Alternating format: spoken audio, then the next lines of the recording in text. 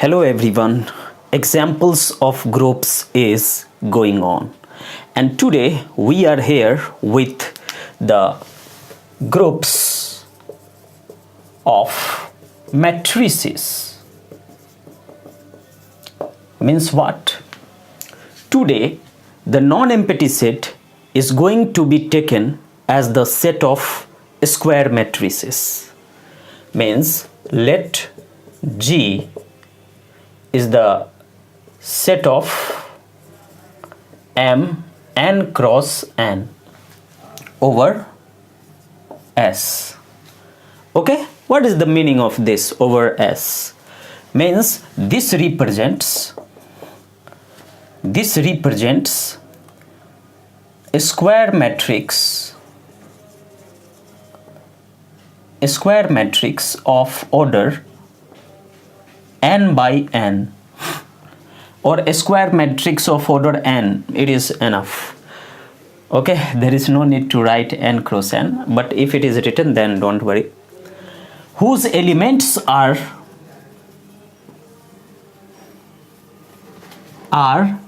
taken from S. Okay, S is a set. Means if you have a square matrix, then their elements may be anything: integers, rationals, reals, complex, and some many more things, ZP, where P is the prime. Okay, all these things, and then we have to take the things whether that is going to be a group or not. So the G is what? Set of all square matrix of order n.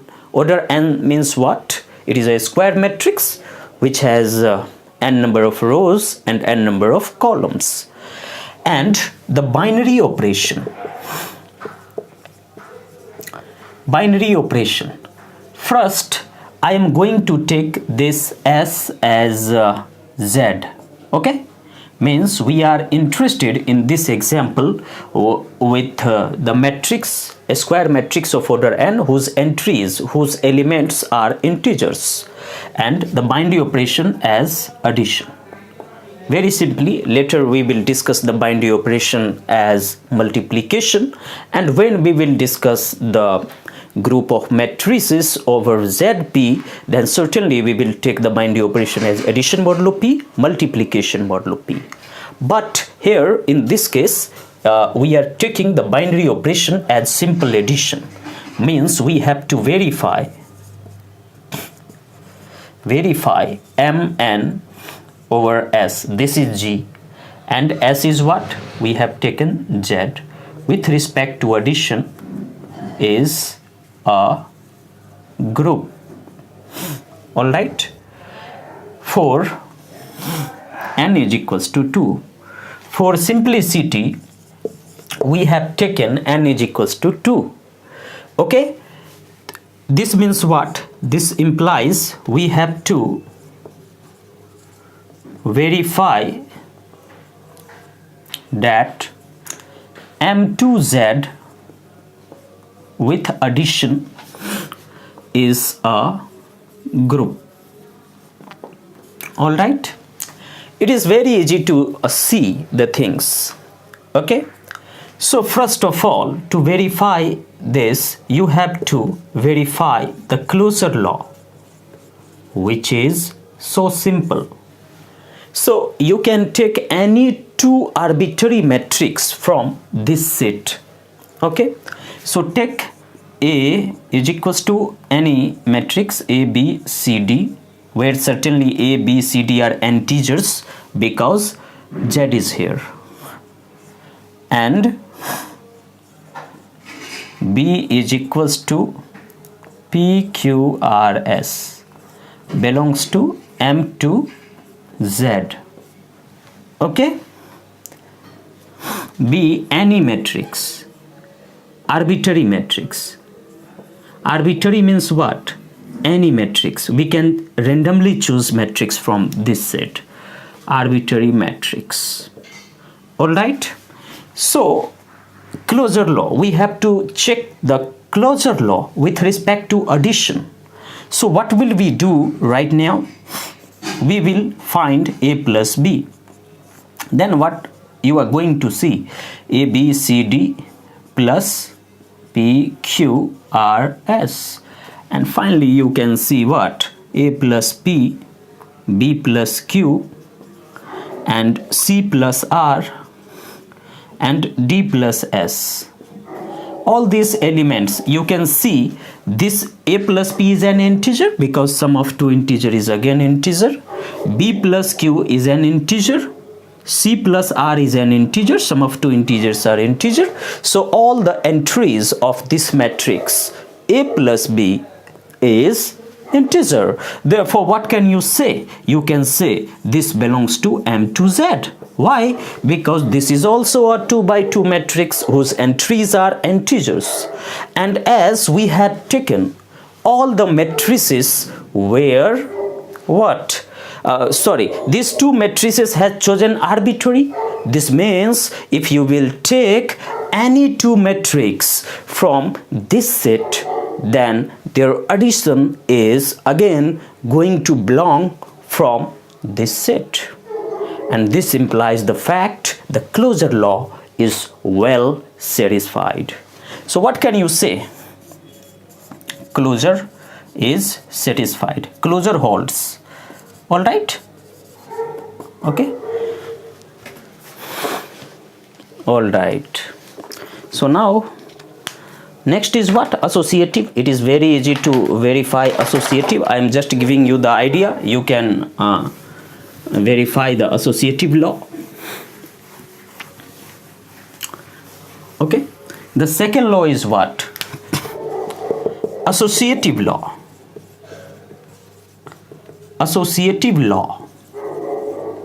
All right. So for associativity, what should you do? You should take any A, B, C belongs to M to Z, and then you can easily see the fact A plus B plus C is equals to A plus B and plus C always. Therefore, associative law holds good. And if you are more interested, then you can take A as ABCD, B as PQRS, and C as anything else, U, V, W, Z. Does not matter. And if you will take the LHS and RHS, then you will get the same thing. So I am not going to verify that, but yes, you can do it. So associative law is well verified. Okay, because the elements are what? Integers, and integer follows associativity beautifully. So associative law holds. Now the next is what? Existence of identity. Existence of additive identity. Here we will write additive identity. All right. So in additive identity, you can say what? Certainly this dark 0, which is 0, 0, 0, 0, as we are interested in n is equals to 2. Therefore, we have taken this 2 by 2 0 matrix and take any A is equals to A, B, C, D belongs to M to Z. Then what are you getting? Then A plus 0 is equals to 0 plus A is equals to A for all A belongs to M to Z.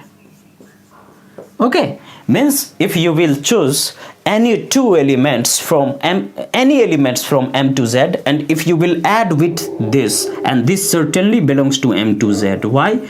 Because 0 is also an integer, and therefore 0 would be what? Its identity element. Hence 0, which is this, belongs to M to Z, is an identity. So existence of identity is there. All right.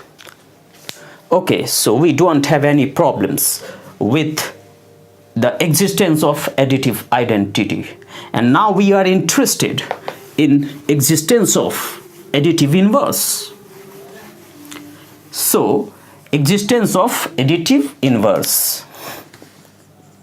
All right, existence of additive inverse. So for this, take any A is equals to A, B, C, D belongs to M to Z. What does this mean? This means A, B, C, D are integers and A is this. Again, if we take minus A and call it something, call it B. For example, call it anything, minus A. Then you will get what? Minus A, minus B, minus C, minus D. Call this as B. And again, this belongs to M to Z. Why? How can you say? As A, B, C, D are integers, then their negatives are also integers. Therefore, certainly this belongs to M to Z. All right. And when then A plus minus A, and minus A has denoted by B, therefore we can write A plus B is equals to B plus A, and finally you will get what? If you will add these two matrices, then you will get what? 0 matrix. Alright, A minus A, B minus B, C minus C, D minus D. You will get 0, 0, 0, 0. This means you are going to get 0 matrix. So this 0 belongs to M to Z. Alright, hence for every A belongs to M to Z, there exists B belongs to M to Z as its inverse. Alright, so here each and every element of this set has its additive inverse. Therefore we can say what? This is the fourth property. So hence this set satisfies closure law, associative law. It has additive identity. Every element has its inverse. Therefore we can say this is going to be a group. All right, yes, this is a group. But now my question is there any problem with commutativity in this case? The answer is no, not at all. You can easily see that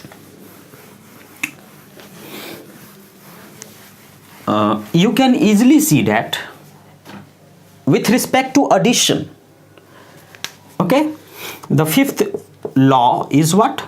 Commutative law.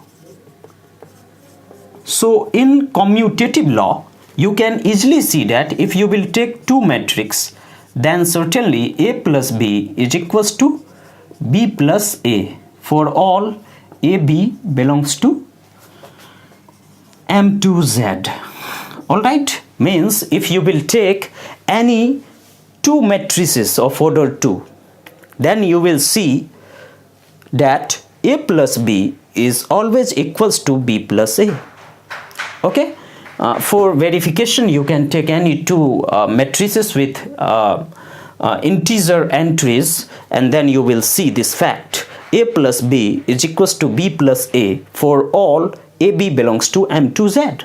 Therefore we don't have any problem with commutativity, and therefore we can say what?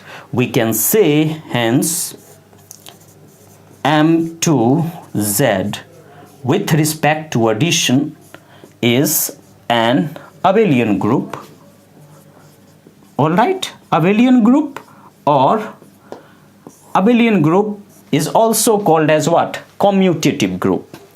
So here you have verified that this set is going to be an abelian group.